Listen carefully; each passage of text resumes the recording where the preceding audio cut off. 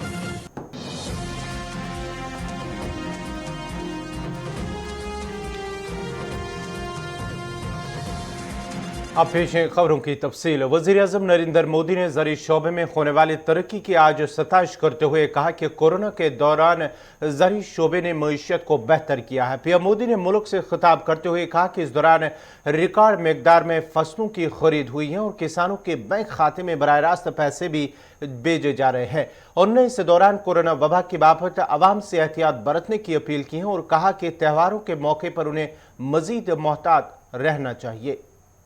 100 crore vaccine dose ये केवल एक आंकड़ा नहीं है, ये देश के सामर्थ्य का प्रतिबिंब है। इतिहास के नए अध्याय की रचना है। ये उस नए भारत की तस्वीर है जो कठिन लक्ष्य निर्धारित कर उन्हें हासिल करना जानता है। ये उस नए भारत की तस्वीर है जो अपने संकल्पों की सिद्धि के लिए परिश्रम की पराकाष्ठा करता है।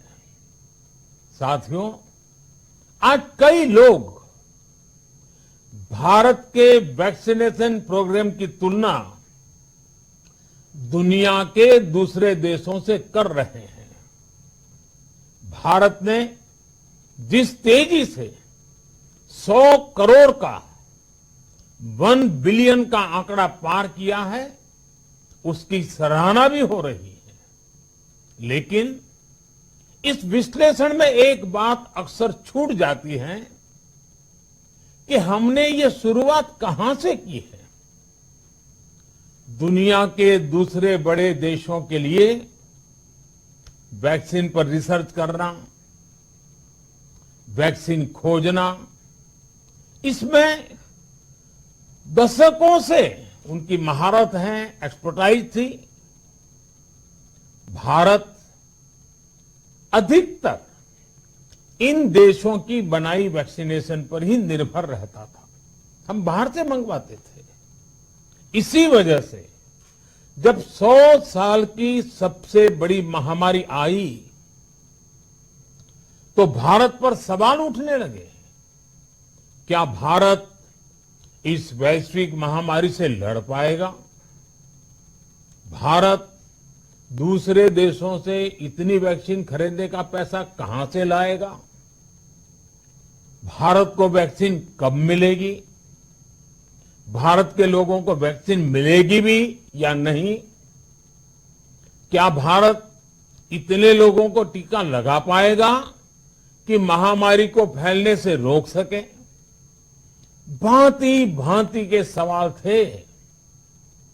लेकिन आज ये 100 करोड़ वैक्सीन डोज हर सवाल का जवाब दे रहा है।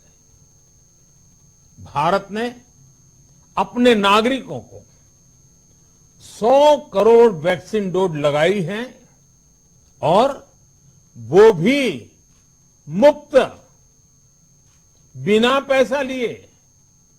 साथियों, 100 करोड़ वैक्सीन डोज का एक प्रभाव ये भी होगा कि दुनिया अब भारत को कोरोना से ज्यादा सुरक्षित मानेगी। कोरोना एसओपीज में नरमी के बाद बड़ी तादाद में उम्रा ज़ायरीन की हरम शरीफ आमद का सिलसिला जारी है। मक्के मुकरमा में 1 साल से ज्यादा अरसे बाद पहली नमाज जुमा मुकम्मल गुंजाइश के साथ अदा की जाएगी। सरबराह हरमैन शरीफैन ने इंतजामिया को सहूलतों की फराहमी की हिदायत की है। दूसरी जानिब हरमैन इंतजामिया का कहना है कि मस्जिद हराम के मजीद 50 दरवाजे आज खोल दिए जाएंगे। मस्जिद हराम के अंदरूनी सहनों और मुल्हिक राहदारियों की हमा वक्त सैनिटाइजिंग की जा रही है और 4000 से ज्यादा मर्द और खवातीन कारकुनों को तैनात कर दिया गया है। इंतजामिया की जानिब से हरम मक्का आने वालों के लिए मास्क का इस्तेमाल लाजमी करार दिया गया है और दर्जा हरारत चेक करने वाले थर्मल कैमरा भी नस्ब किए गए हैं। हरम शरीफ आने वालों के लिए मुख्तलिफ मकामात पर 50,000 से ज्यादा आब जमजम की बोतलों का खुसूसी इंतजाम भी किया गया है।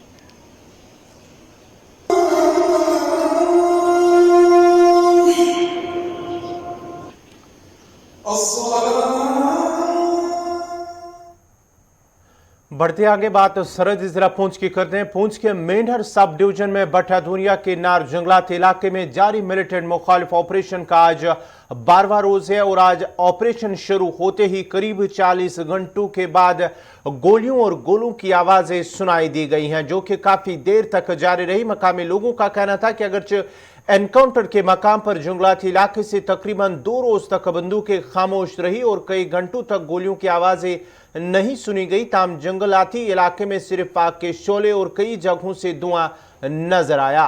ताहम आज एक बार फिर 40 घंटों के बाद ही गोलियों की आवाज सुनाई दी गई है। जम्मू पूंछ हाईवे बदस्तूर ट्रैफिक के आमद के लिए बंद है, जिस दौरान जरन वाली गली से बंबर गली तक दोनों तरफ से गाड़ियों की आवाजाही को फिलहाल रोक दिया गया है।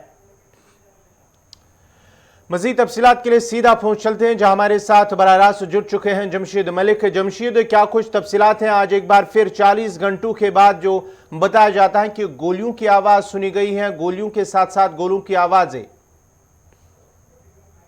गौर बिल्कुल, आज तकरीबन इनकाउंटर के 12वें दिन 40 घंटे के बाद दोबारा गोलियों की काफी शिद्दत की आवाजें सुनी। गोलियों नहीं बल्कि गोलों की आवाजें भी सुनी गई, क्योंकि बड़े हथियारों का दोबारा इस्तेमाल किया। और इस वक्त हमारे पास एक बड़ी खबर आ रही है कि इस इनकाउंटर के दौरान सेना का एक कुछ जवान जख्मी हुआ, मगर इसकी तस्दीक किसी ने अभी तक नहीं की। मगर जराए से खबर जरूर सामने आ रही है कि एक जवान इसमें जख्मी हुआ, मगर इसकी तस्दीक अभी कहीं हुई नहीं है। अगर यह है तो इसका मतलब यह भी कहा जा सकता है कि आज तकरीबन इसके 10 दिन के बाद मिलिटेंटों की तरफ से भी सेना पर फायरिंग का जवाब दिया गया है, जिसके बाद यह माना जा सकता है कि इस जंगल के अंदर मिलिटेंटों अभी मौजूद हैं, जिसको घेरे में लिए हुआ है। 12 दिन मुकम्मल हो चुके हैं और 12 दिन के बाद आज सुबह दोबारा शिद्दत की गोलाबारी का सिलसिला देखने को मिला। हालांकि कि इसके बाद दोबारा गोलियों का सिलसिला रुक चुका है, मगर आज सुबह जिस तरह गोलाबारी हुई है, इससे यह हुआ लग रहा था कि अंदर मिलिटेंटों की काफी तादाद मौजूद है, क्योंकि उस तरफ से भी आज गोली का जवाब वापस मिलिटेंटों की तरफ से भी आया। क्योंकि पिछले 10 दिनों की अगर हम बात करें तो 10 दिनों में मिलिटेंटों की तरफ से किसी भी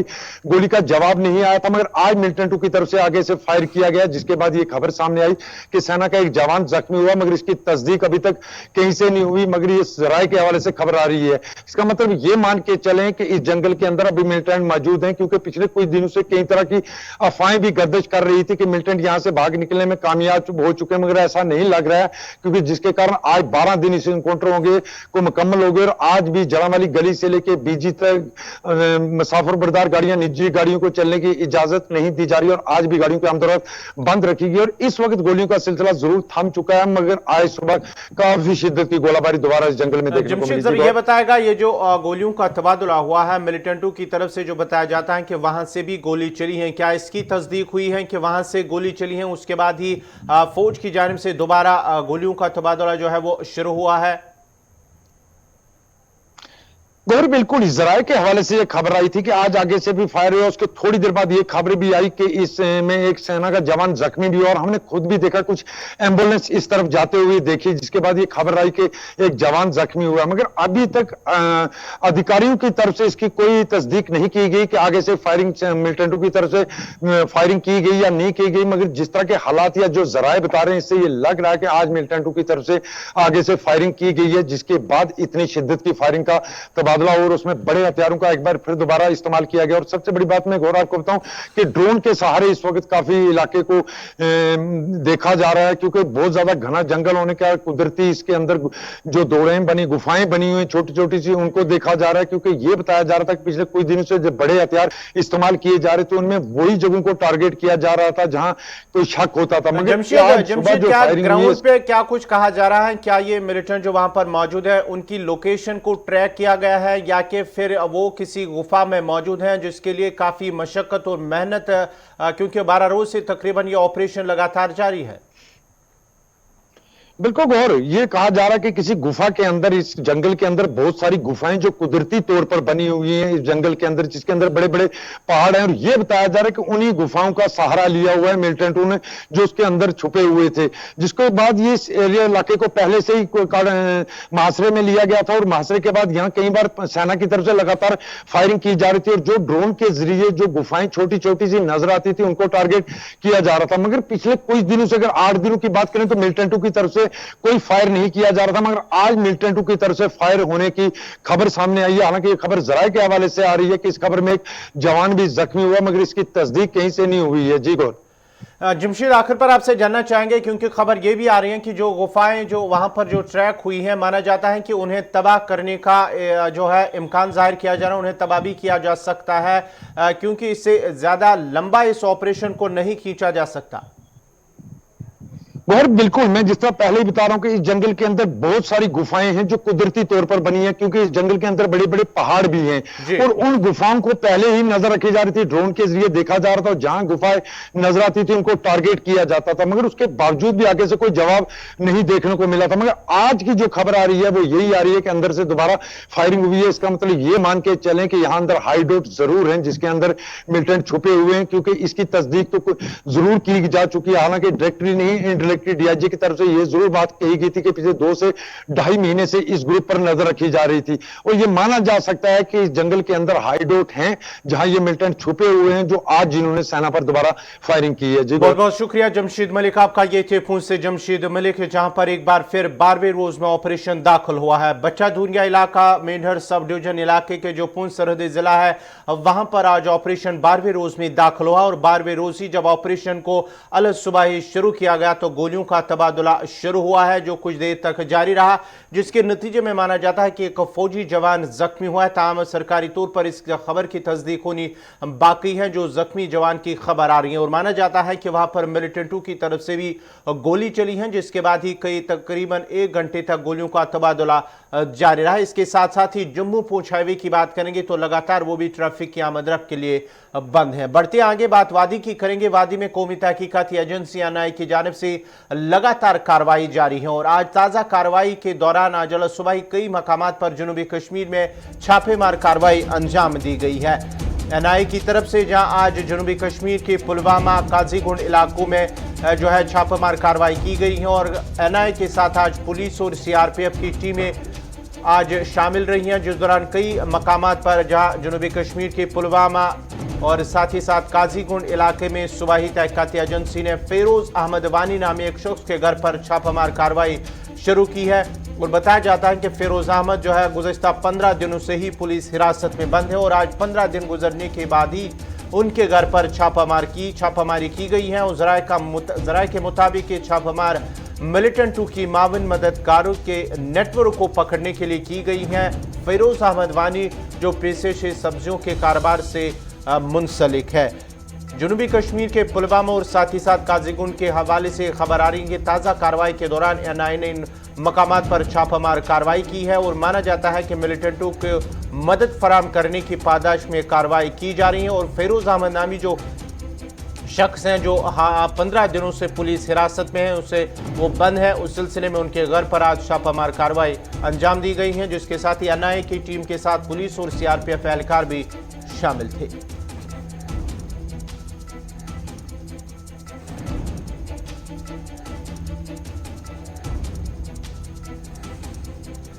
महकमे मौसमियात की पेशनगोई के मुताबिक आज शाम से वादी के मौसम में एक बार फिर तब्दीली आएगी। महकमे मौसमियात के डिप्टी डायरेक्टर मुख्तार अहमद ने गुलिस्तान न्यूज के नुमाइंदे फिरदौस नज्जार के साथ बात करते हुए कहा कि आज शाम से 25 अक्टूबर तक वादी के मैदानी इलाकों में बारिशें हो सकती हैं, जबकि बालाई इलाकों में बारिशों के साथ साथ बर्फबारी होने का भी इम्कान है। हमारी पेशन गोई है पहले से 22 इवनिंग से जो है मौसम ख़राब हो जाएगा और आबर आलूद हो जाएगा आज लेट आफ्टरनून से ही, और हायर रिचेस में जो है लाइट रेन के चांसेस हैं। और जैसे जैसे सिस्टम बढ़ेगा 23 को जो है सिस्टम का मेन एक्टिविटी है, फिर 24 आफ्टरनून तक जो है रहेगा मौसम ऐसे ही। तो कुल मिला के जैसे हमने एडवाइजरी इशू की थी, इसमें बिल्कुल साफ तौर पर लिखा गया था कि लाइट स्नोफॉल के चांसेस हैं प्लेन्स में भी, मिडल रिचेस में मॉडरेट स्नोफॉल के, और हायर रिचेस में जो है मॉडरेट स्नोफॉल के चांसेस है, और कुछ एक जगहों पे हेवी स्नोफॉल के भी चांसेस है। बाकी जम्मू डिवीजन में भी दरमियाना दर्जे की बारिशें बिल्कुल रहेंगे, खासकर 23 को, और जम्मू के जो हायर रिचेस हैं वहाँ पे भी स्नोफॉल के इम्कान हैं। जिस तरह से हमने 20 तारीख को ही एडवाइजरी इशू किया था, जिसमें लिखा गया था कि आप अपने फल फ्रूट वगैरह है उनको जितना जल्दी हो सके उतारें, क्योंकि हमें याद है 2018 first week of November, 2019 first week of November में काफ़ी हैवी स्नोफॉल हुआ था, जिसके कारण जो है काफ़ी ज़्यादा नुकसान हुआ था, खासकर मेगा बागावत वालों को। तो फिलहाल जो है उनको प्रूनिंग भी करना पड़ेगा और जितना हो सके फल फ्रूट वगैरह उनको हार्वेस्टिंग करना पड़ेगा। टेम्परेचर जो है अभी फिलहाल कल 23 के आसपास था यहाँ वादी के बेशतर इलाकों में, और अब टेम्परेचर जैसे आज आबर आलू थे तो टेम्परेचर थोड़ा सा कम होगा दिन का। अब जब बारिशें होंगी तो जाहिर सी बात है टेम्परेचर और फर्दर डिप होगा। तो कहने का मतलब है आज लेट आफ्टरनून इवनिंग से लेके 24 आफ्टरनून तक जो है मौसम ख़राब ही है। बर्फ़ का जैसे साउथ कश्मीर, कुलगाम, यहाँ शुपियान के हायर जिसे पीर की गली, मुगल रोड, इसी तरह डिस्ट्रिक्ट कुपवारा के अंदर करना सेक्टर, और जो हायर जिसे बांडीपुरा में गुरेज और तिलेल, सोनामर्ग साइड में जोजिला, इन सारे एरियाज में जो, और पहलगाम में भी बर्फ़ के काफ़ी ज़्यादा इम्कान है और हेवी स्नोफॉल के बिल्कुल चांसेस हैं। यहाँ पे भी बिल्कुल दरमियाने दर्जे की बारिशें होंगी, और टेम्परेचर जब डिप होगा तो लाइट स्नोफॉल के चांसेस हैं यहाँ पे भी। बाकी लोगों को हमारी तरफ से यह है पैनिक ना हो जाए बिल्कुल, और खासकर जो ट्रैवल करते हैं जम्मू श्रीनगर या श्रीनगर जम्मू, इसी तरह श्रीनगर लेह या करगिल जो ट्रैवल करते हैं वो वेदर एडवाइजरी को जो है बिल्कुल पालन करें, क्योंकि कोई अनटूवर्ड इंसिडेंट ना हो। और फिर मौसम जो है खुल जाएगा 24 आफ्टरनून के बाद, और लगभग एंडिंग अक्टूबर तक जो है मौसम बिल्कुल खुशगवार रहे। पामपुर के दुस्सू इलाके में आज जश्न ज़ैफ़रान फेस्टिवल का इनेकाद किया गया है, जिस दौरान एलजी के मशीर फारूक अहमद खान ने फेस्टिवल का इफ्तिताह किया। इस मौके पर जिला तरक्याती commissioner Pulwama, SSP Awantipora, ADC Awantipora और एग्रीकल्चर महकमे के अफसरान भी मौजूद रहे। फेस्टिवल में ज़ैफ़रान के साथ वाबस्ता किसानों की एक बड़ी तादाद ने भी प्रोग्राम में शिरकत की है। सर आगे की तरफ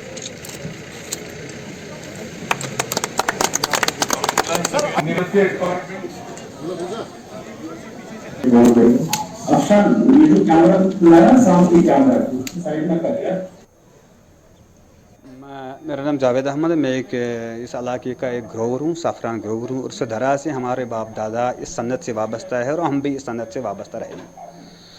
आज के दिन पर जो ये प्रोग्राम यहाँ पर मुनक़्क़द किया गया है, जो बिल्कुल इस वक्त चल रहा है प्रोग्राम, जश्न ज़ैफ़रान यानी saffron day, celebration of the saffron day. इस डे का, इस यौम का, इस दिन का मकसद मनाने का ये है कि हर साल सैफ़रान डे मनाया जा रहा है। यानी इसका मतलब ये है कि ज़मींदार जो हमारे यहाँ के काश्तकार लोग हैं, जो इस सन्नत से वाबस्ता हैं, आज के ही दिन से ये अपने ज़ाफ़रान को हार्वेस्ट कर रहे हैं। मुझे लगता है कि ये इसी दिन का वक्त है कि यहाँ के लोग भरपूर एक लुत्फ़अंदोज़ होते हैं, एंजॉय करते हैं कि ये जो सैफ़रान है, ये जो ज़ाफ़रान है, आज के दिन से शुरुआत होती है। ये तकरीबन 1 महीने तक लगातार चलते रहेगा और हर 2 दिन 3 दिन के बाद ज़मींदार जो काश्तकार लोग हैं अपनी अपनी खेतों में जाते हैं और हार्वेस्टिंग करते हैं, फ्लावर पिकिंग करते हैं। इस हवाले से ये शुरुआत होती है। शुरुआत के दिन सारे ज़मींदार यहाँ पर जमा होते हैं और खुश होते हैं, खुशहाल रहते हैं, ताकि इस हवाले से कि इस साल जो क्रॉप होगा बहुत अच्छा क्रॉप होगा, क्रॉप भी अच्छा आएगा। जितना क्रॉप अच्छा आएगा इतना ही ज़मींदार खुशहाल रहेगा, इतनी ही ज़मींदार की आमदनी बढ़ जाएगी। और साथ साथ इसके बाद ज़मींदारों को कितना इस सनत से फ़ायदा होता है ये हर कोई जानता है कि यहाँ का जो इलाका जात है, जितने पांपोर और पुलवामा में जितने भी इस सन्नत से लोग वाबस्ता है, बिल्कुल इसी सन्नत के साथ, इसी इकानमी के साथ लोग डिपेंडेंट है। और ये जो हमारा सैफरान है ये लोगों की आमदनी को बढ़ाने के लिए एक बहुत ही अहम कंपोनेंट ज़रिया है। इसी से लोग अपनी ज़रूरियाती ज़िंदगी, अपनी बच्चों की पढ़ाई और अपनी शादी ब्याह के सिलसिले में जितने भी अखराजात लोगों को उठाने होते हैं ये इसी सन्नत से लोग उठाते हैं। ये सदियों से ऐसा एक सिलसिला रहा है। हाँ, कुछ साल पहले इसमें थोड़ा सा डिक्लाइन हुआ है, वो एक ड्राई स्पेल आया है, लेकिन हमने हुकूमती वक्त से गुजारिश की है कि इस डिक्लाइन को दूर करने के लिए, इस ड्राई स्पेल को बचाने के लिए पानी का एक मुनज़्ज़म इंतज़ाम किया जाए। उस हवाले से एक मिशन आया है। मिशन के तौर पर हमने बहुत से सारे फ़ायदे उठाए हैं। इसमें रिजुनेशन था, इसमें मैकेनाइजेशन दी गई है, लोगों को, फार्मरों को बहुत ही फ़ायदा आया है। लेकिन एक कंपोनेंट जो मिशन में अभी अधूरा रहा है वो सैफरान सुपरिकल इरिगेशन सिस्टम है। इसमें अभी काम और बाकी करने की ज़रूरत है। हम हुकूमत वक्त से मुतालबा करते हैं कि ये सैफरान सुपरिकल इरिगेशन सिस्टम को बरोई कार ज़मीन पर ये 100% जब यूटिलाइज हो जाएंगे तब मुझे लगता है कि इस पूरे इलाके के लोगों को बहुत ही फ़ायदा होगा। जनूबी कश्मीर के अनंतनाग में आग की एक वारदात में एक मकान और 4 दुकान नजर आतश हुए हैं। उत्तरसू के क्राड़ इलाके में दौरान शब गुलाम नबी इत्तू के मकान से अचानक आग नमूदार हुई, जिसने देखते ही देखते भयानक शक्ल इख्तियार करते हुए मजीद 4 दुकानों को अपनी लपेट में ले लिया। इस मौके पर अगरचे फायर सर्विस अमले और मकामी लोगों ने आग पर काबू पा लिया। ताम आग की इस वारदात में करोड़ों रुपए मालियत का साजो सामान राख के ढेर में तब्दील हो गया। आग लगने की असल वजूहात अगरचे मालूम न हो सकी, ताम आग मुतासरीन ने इंतजामिया से इमदाद की अपील की है।